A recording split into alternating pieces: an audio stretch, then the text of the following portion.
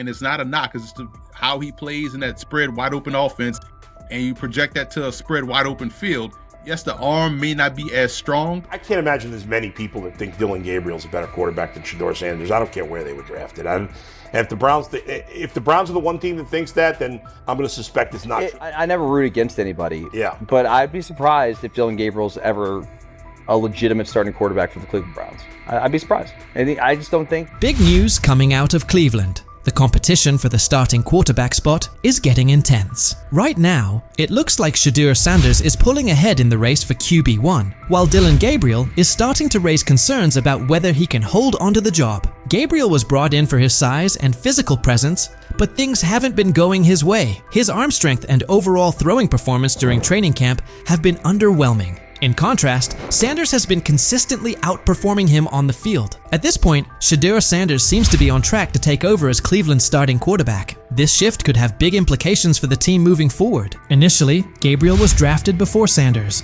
and was widely seen as the likely pick for the top quarterback spot. But there's been one major issue that keeps coming up: his height. At just 5'11", Gabriel's size has become a real concern, especially in a league where physical stature can make a big difference. Throughout training camp, Gabriel has had a tough time making long throws with the kind of ease people expected from him. In a position that demands both power and precision, that's a tough weakness to overcome. Meanwhile, Sanders has continued to turn heads with his ability to deliver accurate deep passes, using his long limbs and natural throwing ability to his advantage. It's become clear that Sanders has taken control of the QB battle during camp, while Gabriel has struggled, particularly when facing pressure or a crowded pocket. That's now led to a lot of talk from analysts, who are wondering if Gabriel's lack of arm strength and ability to perform under pressure might be too big of a hurdle for him to succeed in the NFL. The big question now: how can a quarterback with such a serious gap in his game expect to survive, let alone thrive, in one of the most competitive football leagues on the planet? Gets the ball out, he's accurate. As far as how does that translate to the National Football League, I just don't see it. I don't know why. I'm sure he's a great kid, he plays his ass off, he's a winner, but when I watch him on tape, nothing really excites me about his game other than the fact that he's pretty accurate, got a quick arm. Dillon Gabriel's struggles became pretty obvious during OTAs and minicamps, where some key issues in his game started to show.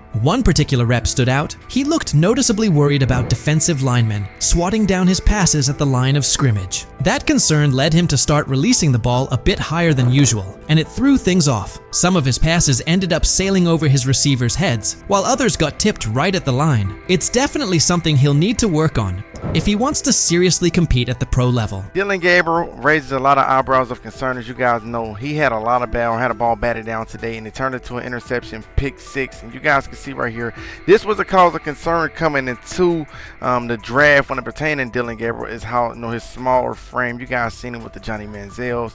Just kind of with those guys, the smaller frames, getting balls batted down to the line, ultimately turns into interceptions. That being said, both Dillon Gabriel and Shedeur Sanders have things they need to work on. Neither of them is flawless, and the quarterback competition is still very much alive. Sanders has shown more consistency throughout camp, but nothing is set in stone just yet. Both quarterbacks are still in the running, and the battle is only getting more intense. While Gabriel was having his share of mistakes, Sanders was out there dropping dimes during practice. His throws were on point, showing off some serious precision and smart decision-making. One play in particular stood out. He connected with his tight end on a corner route near the back pylon. It was a tight window, with a linebacker trailing, and the receiver pressed at the line. But Sanders placed the ball perfectly. It was a textbook read. As soon as the safety bit on the short route, Sanders quickly recognized the one-on-one coverage and took the deep shot without hesitation. That kind of situational awareness, paired with his accuracy, is what's giving him the edge right now. There's even been some chatter that Cleveland may have picked up Dillon Gabriel just to block another team from grabbing Sanders. According to reports,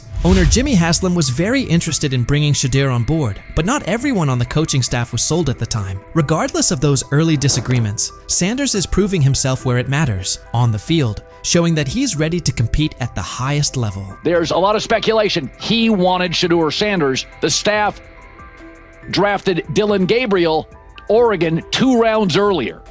And they were doing that not because they necessarily loved Dillon Gabriel, they liked him, but they thought it would stop their impulsive owner from forcing them to draft in round 4 Shedeur Sanders. One thing that's really helped Shedeur Sanders stand out is how well he communicates on the field and takes charge of his teammates. His leadership and calm under pressure have pushed aside any lingering doubts about his potential, and he's steadily climbing to the top of the QB competition. The progress he's made in such a short span is making the coaching staff take a second look at their original plans. At this point, it's becoming clear that Sanders is making a serious case to be the future face of the Cleveland Browns. But it's not just the coaches he's winning over. Fans are fully backing him too. Across all age groups, people are showing strong support for Sanders, with many calling for him to be named the starting quarterback. His exciting playstyle, paired with his natural leadership and magnetic personality, has really struck a chord with the fan base. There's a noticeable buzz building around the idea of him leading the team, and fans are clearly invested in his journey. The hype isn't just about what he could become, it's about the energy and spark he's already bringing to the team. Fans want someone who can lead, inspire, and get results. And right now, Sanders looks like that guy. Even veteran quarterback Joe Flacco had high praise for him, saying Sanders puts a smile on his face, not just because of how he plays, but because of the positive vibe he brings to the locker room. It's obvious that Sanders is leaving a strong impression on everyone, from coaches and analysts to his teammates. I don't know if it has an impact on much, but Shedeur's been great. I mean, he's a lot of fun to be around in those meeting rooms, and I think so far there's been, at least once in the meeting room that he's made me crack a smile, and that's what it's all about. He's a young guy trying to learn some football and come out here and practice well and do those things. And like I said, he's been a lot of fun. I mean, he's come up to me and.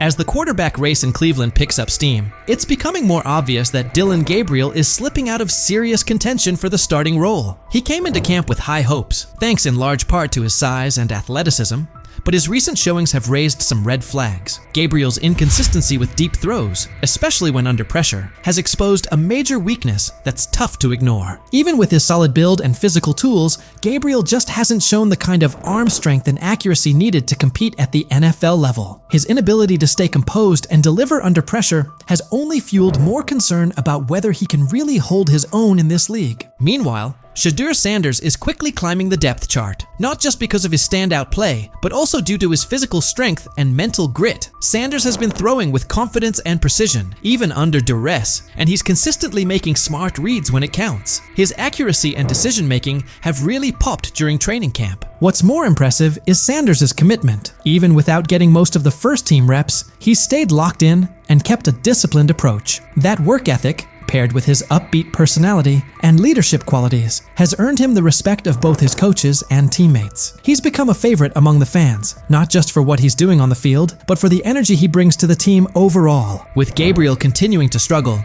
Sanders is clearly setting himself apart, not only with performance, but with presence. So now the question goes out to Browns fans. With Gabriel trying to find his footing, and Sanders making a strong push with solid play and leadership, who do you see taking over as QB1? Are you holding out hope that Gabriel bounces back? Or do you think Sanders is the obvious choice to lead this team into the future? Let us know what you think and who you're backing. Number 2 role still up for grabs. Are you guys still competing for that number 2 role? Number 2 role? Like number 2 starting quarterback. The back. Oh, yeah. Honestly, bro, I really don't look into that. I don't care. Whenever it's time for me to get out there and play, I'm going to play. Adversity, things is going to knock you down sometimes, but the main thing about it is you just got to push through it. There's a lot of people in this world that's going through stuff, but, I'm playing for a lot more than just me. Yes. And will he kind of be the backup? Joe will start the game. Dillon will play second. Shedeur will play third. Shedeur Sanders is done with the chatter. After head coach Kevin Stefanski slotted him as the third-string quarterback behind Dillon Gabriel, he didn't blink. No panic, no backpedaling, just steady confidence. He made it clear he won't get caught up in labels or outside noise. Say what you want, but when the stage is brightest, he intends to be brighter. Sanders isn't wasting energy on distractions. He's locked in, focused, and ready to let his play speak for itself the moment he steps on the field. Whenever it's time for me to get out there and play, I'm going to play. Whenever it's time for the lights to come on, I'm going to do my thing. I'm not concerned about when it is. I'm not concerned about, how many reps I'm getting at this point is what it is. Because I know when the lights come on, when everything go on, when the pressure's on, you know who I am. Shedeur Sanders isn't losing sleep over Kevin Stefanski's depth chart or the situation around it. He's certain that when his number is called, The film will force a second look at every assumption. Practice rotations and outside noise aren't his focus. He trusts his preparation and what he brings to the position. The equation is simple. When the pressure is real and the lights are hot, he'll answer it and quiet the doubts. He's not chasing validation anywhere else. The field is where he'll do his talking. This isn't just a solo climb for him either. He views his supporters as part of the mission, not spectators on the sideline. He's navigated stretches like this before and found a way through, and that same mindset drives him now. Every window that opens, he plans to seize. The message doesn't change. The work never stopped, the standard hasn't moved, and he's ready to prove it again the moment opportunity meets preparation. The main thing about it is you just gotta push through it. There's a lot of people in this world that's going through stuff, but I'm playing for a lot more than just me, so regardless of pain, that's always how I've been, even in college, so in high school and everything from when I was young, regardless of like physically, if I don't feel my best, I still gotta go out there and execute with no excuses. Since landing in Cleveland, Shedeur Sanders says his perspective has shifted. Simply lacing up for practice each day feels like a gift he used to imagine, not live. He's embracing patience, fully prepared to wait his turn, and when that window opens, he intends to sprint through it. Until then, the plan is simple. Stack work, refine the details, and be over-prepared when the call comes. To critics, he doesn't frame this chapter as a setback at all. It's the runway. This is time to tighten footwork, sharpen reads, and stay mentally locked in for what's next. He's clear that when the moment arrives, he'll put the whole toolkit on display and let the tape answer the questions. The focus hasn't wavered, the workload hasn't eased, and the standard hasn't moved. When opportunity meets preparation, he intends to show exactly who he is and what he can do. I would say I learned life in a different perspective, and that's why I come here. I'm happy. I always got good energy because, I'm blessed to come out here. And he's backing it up. In his latest practice, Shedeur Sanders showed exactly what cooking looks like. He came out a touch sluggish while shaking off the last of the injury effects, then locked into rhythm. By the end, one throw stole the entire session, an eye-catching rip that reminded everyone he's trending back to full form. That single play said more than a soundbite ever could. It wasn't just 6 points. It was a snapshot of poise, placement, and field vision. The way he worked through the look, trusted his mechanics, and delivered on time matched the confidence he's been voicing. It was the kind of ball that makes coaches pause, teammates lean in, and critics pump the brakes. Sanders addressed Dillon Gabriel's recent comments with calm and maturity. Even after Gabriel clarified they weren't aimed directly at him, Shedeur said he didn't spend a second dwelling on it. He believes God gives him the steadiness to stay grounded and avoid reacting to every headline. The noise is irrelevant. His focus stays the same. Whatever's said, so be it. Still, his posture told you he understood the subtext. He carried himself like someone who knew the message had him in mind, and he turned it into quiet fuel. The composure wasn't about pretending nothing happened. It was about showing he's bigger than the back and forth. He knows the real answer won't come from a podium. It'll come when he steps between the lines and lets the tape speak. Honestly, I don't even think about nothing. I don't think about anything. If it's not words or anything, at this point, it can't do anything to me. I know, the God put the ability and the power within me to not even think about nobody else's comments, not care. It is what it is. I spoke with him. He said, nah, bro, that wasn't. He said, that wasn't. He told me on the plane. He came up. He was like, nah, bro, that wasn't at you. I see how they trying to spin. I'm like, oh, all right. I'm not tripping, regardless of whatever it was. He's right to ignore most of it. Not every take deserves oxygen. There will always be bandwagon critics who pile on when things look rough and pivot the second momentum flips. The same voices throwing shots now will rush to celebrate him once he delivers.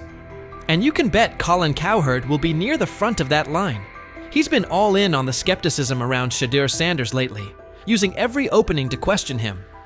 Cowherd praised Kevin Stefanski for elevating Dillon Gabriel to quarterback 2 and sliding Shedeur to 3rd, calling it the smart, low-risk move and proof of Stefanski's top-tier instincts.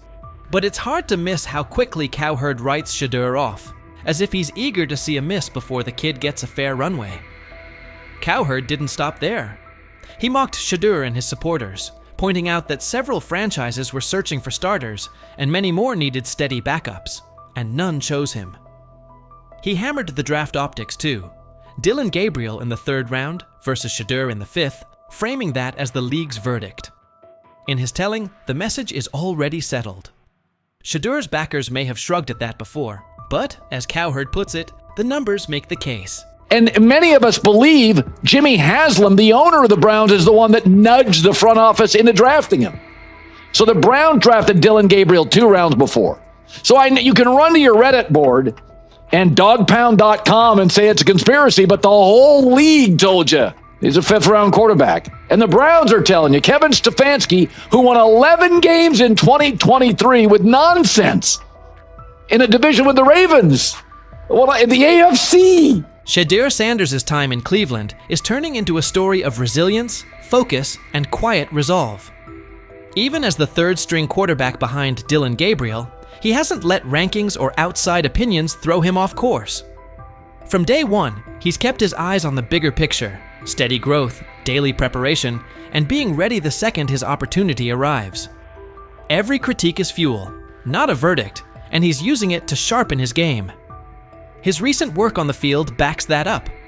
Coming off injury, he settled in quickly and found his rhythm, capping practice with a pinpoint touchdown that stood out as the day's highlight. The timing, placement, and poise on that throw reflected the same confidence he's been preaching, reading the look, trusting his mechanics, and executing cleanly. It's the kind of rep that gets a coach's attention, earns teammates' trust, and makes skeptics pause.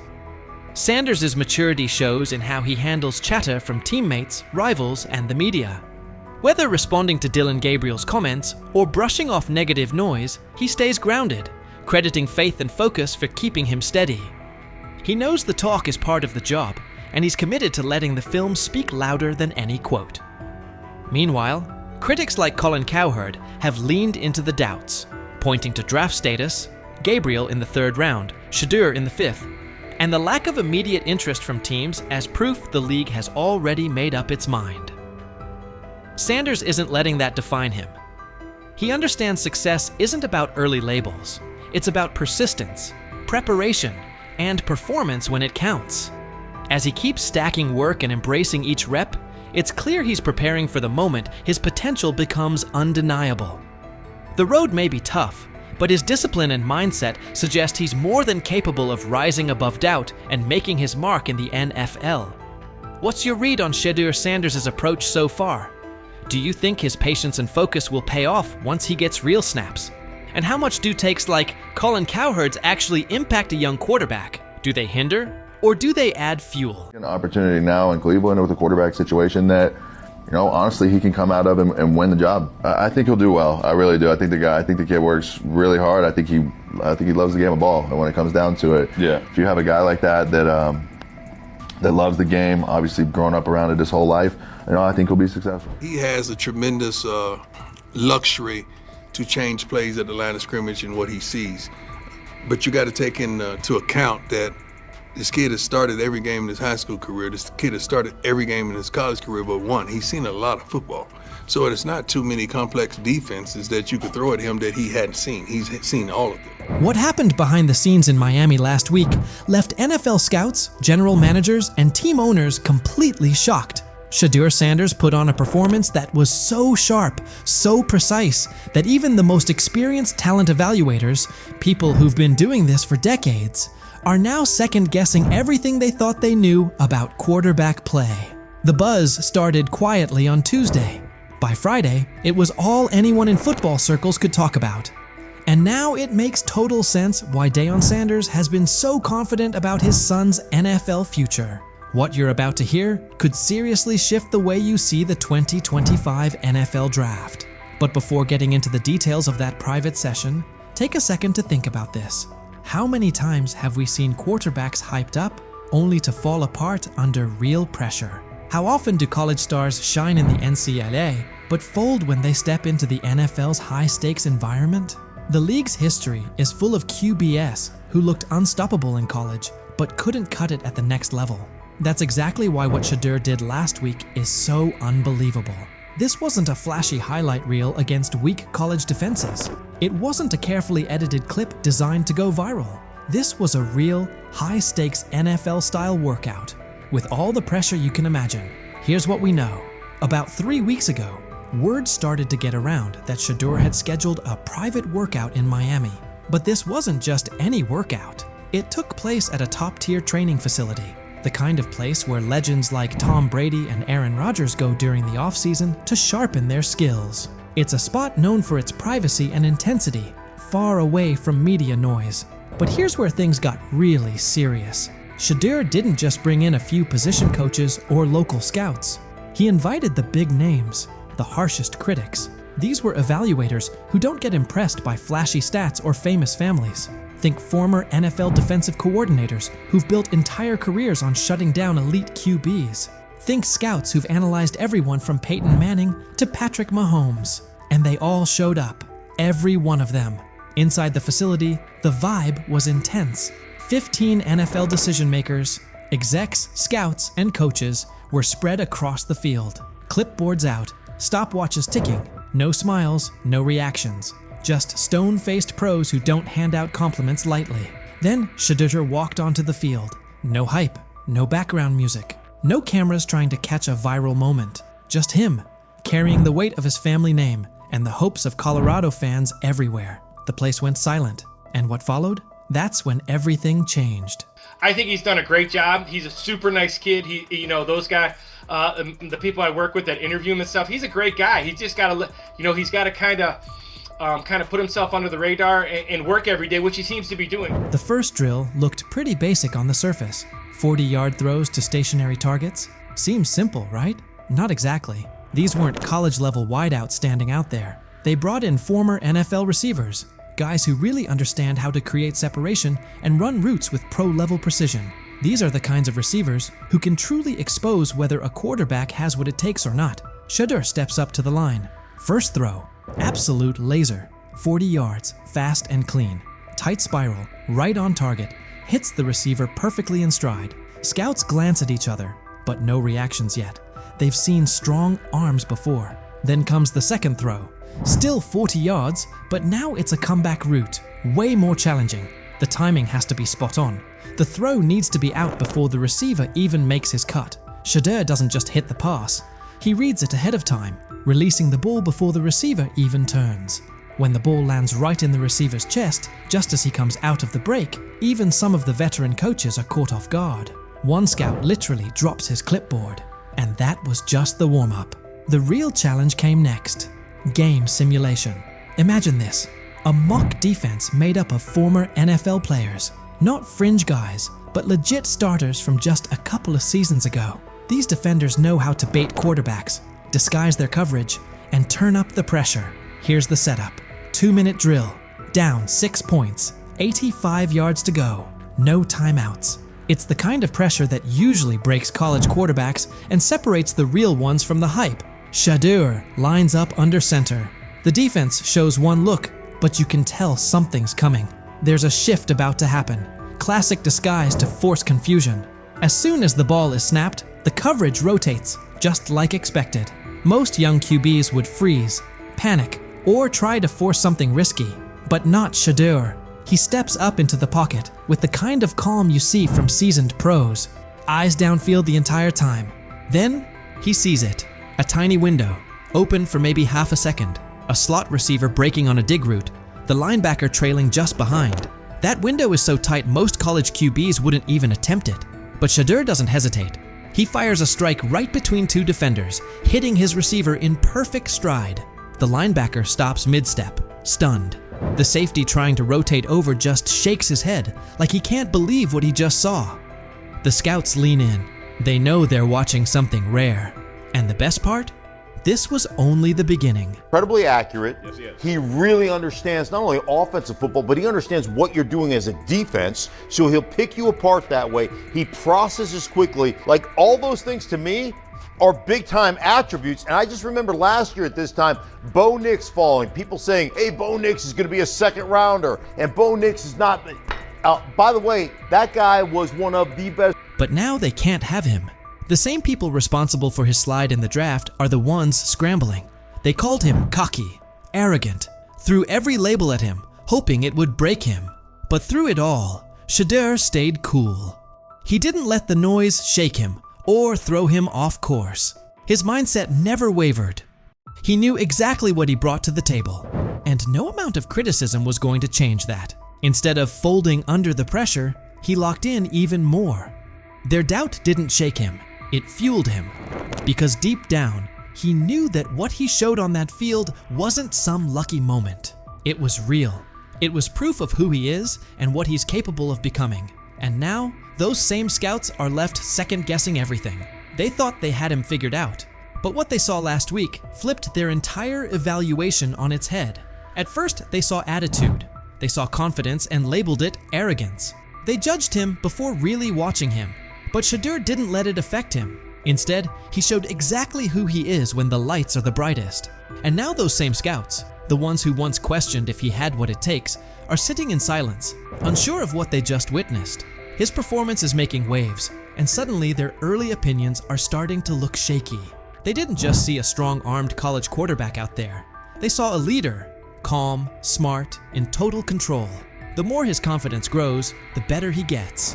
And now, they're starting to realize they might have missed something big. What they once brushed off as ego now looks more like confidence that can't be rattled. And his ability to shine under pressure is forcing a lot of people to rethink how they evaluate talent. Every day that passes, the question gets louder. How long can they keep ignoring the guy they once dismissed? Have we ever seen a quarterback flip the narrative like Shedeur Sanders just did? How often do players get counted out because of assumptions or snap judgments? How many times is confidence mistaken for arrogance?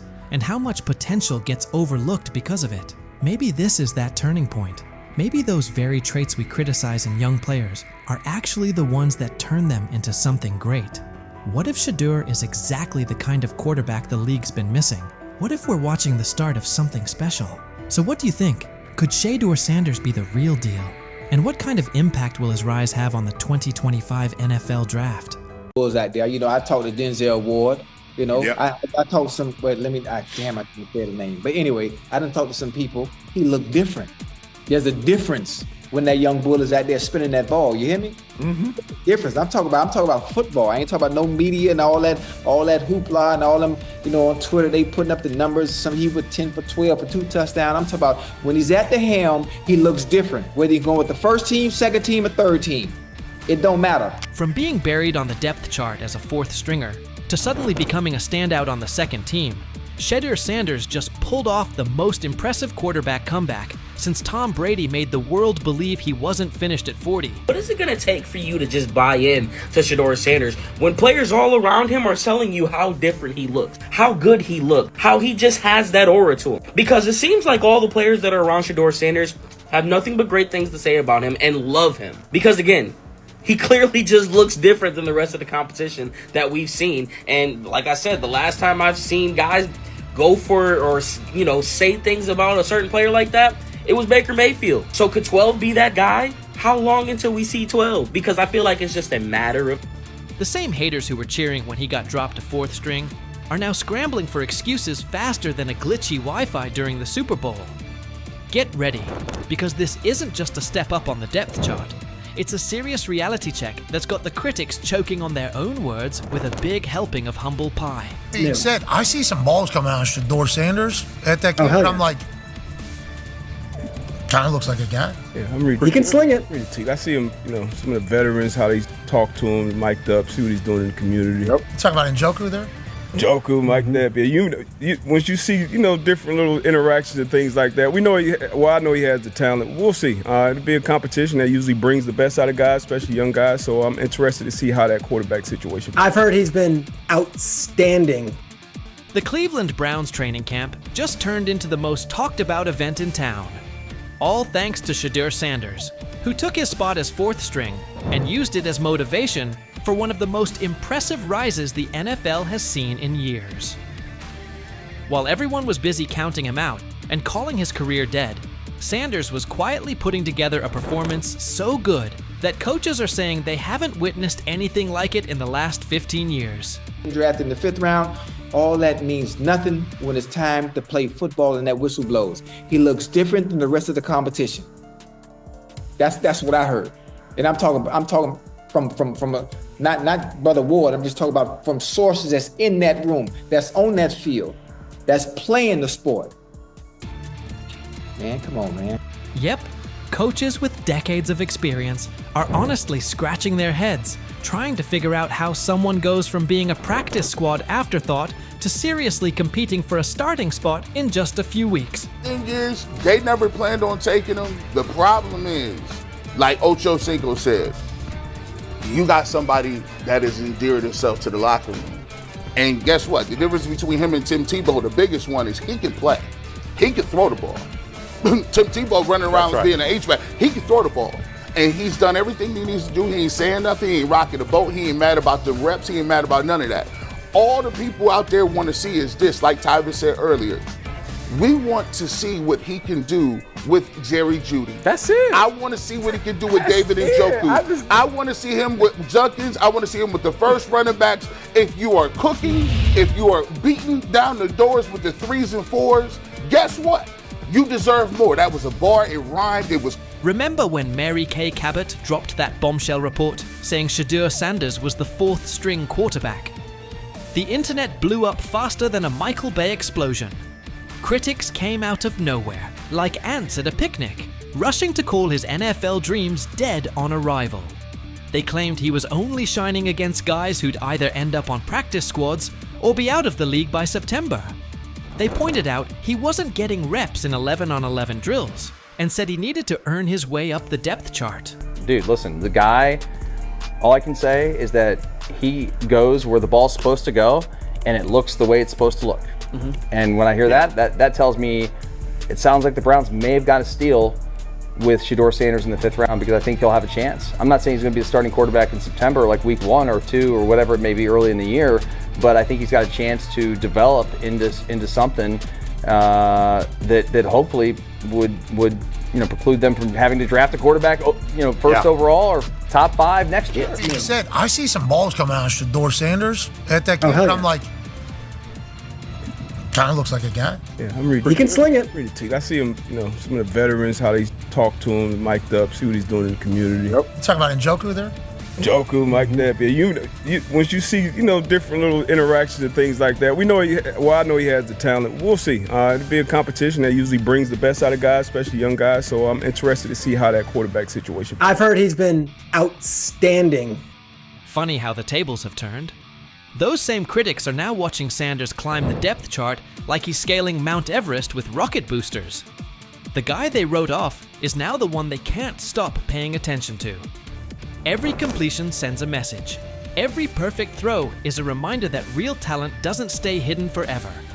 And with every practice, he's showing that maybe, just maybe, the Browns stumbled upon their hidden gem. One thing for the fans to sit here and hype up Shedeur Sanders because we all know how we get about certain players that we like. But it's another thing when you hear it from players who are actually on the field, who are actually in the locker room, who are actually next to this guy every single day. Because I'm sure we've all seen the quote by now by Chad Johnson when they were on the nightcap, and he talked to some young bulls. He talked to Denzel Ward. He didn't want to give away his name, but he already did it. And he said that Denzel Ward says he looks different from the rest of the competition. We've already been seeing.